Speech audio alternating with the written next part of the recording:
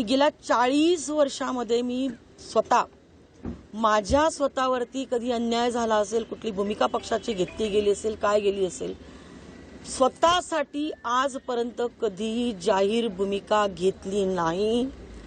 पक्षाची मी निष्ठावान कार्यकर्ती आहे आणि ती भूमिका मी कधीही घेणार नाही. परंतु सर्वांनीच नेते व्हायचं आणि प्रत्येकाने आपलं आपलं बघायचं, मग पक्षाच्या निष्ठावंत पदाधिकारी आणि कार्यकर्त्याला कोणी पाठबळ द्यायचं. त्यामुळे मी फक्त सकाळी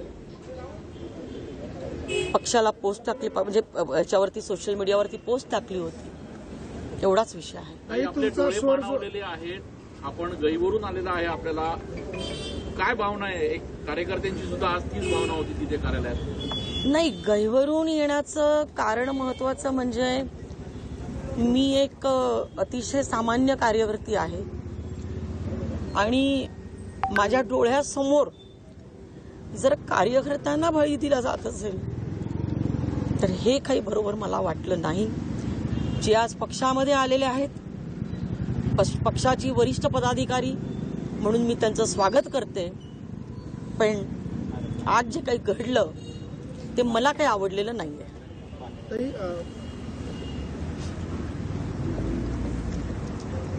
या सगळ्याच्या निमित्ताने तुम्हाला कोंडीत पकडण्याचा प्रयत्न केला गेला पक्षातल्याच काही लोकांकडून, आणि म्हणून अशा पद्धतीचं हे सगळं समोर येताना दिसतंय का?